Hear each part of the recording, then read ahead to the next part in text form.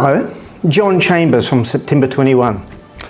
I thought I'd take this time to talk to you about one of my passions in life, and it's always been a passion, way back from when I was a little boy. Now, it's not chess, although chess is a passion.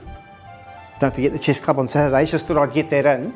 But I want to talk to you about poetry, and specifically memorising poems. So I think I'm just going to say a little poem now by A. Milne. It's called Knight in Armour. Whenever I'm a shining knight, I buckle on my armour tight, and then I look about for things like rushings out and rescuings and savings from the dragon's lair and fighting all the dragons there.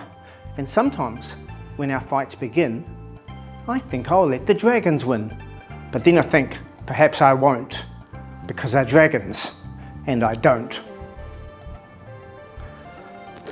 You know, just memorising a poem is great for brain development.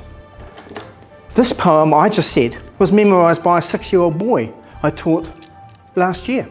His name's Nino, and he absolutely loved that poem, and he went right through to the school finals. And every child in my class had memorised at least 2 poems.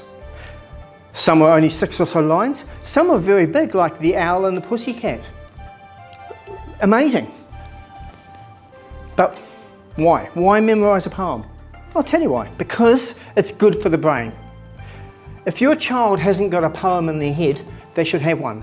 Get a poem in their head. That will actually help their memorisation. Because remember, the brain is never full.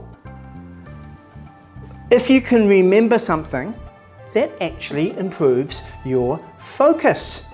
And if young children are improving their focus, they become older children with a ton of focus who can do all sorts of exams and hard work and hard yakka. Okay? And a poem in your head, it's with you forever. Forever. I'm going to end with one more poem.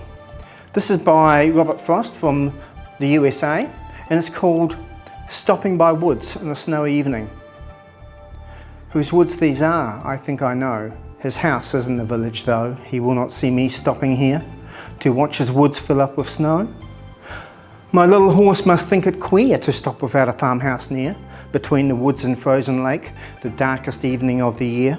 He gives his harness bells a shake to ask if there is some mistake. The only other sound's a sweep of easy wind and downy flake.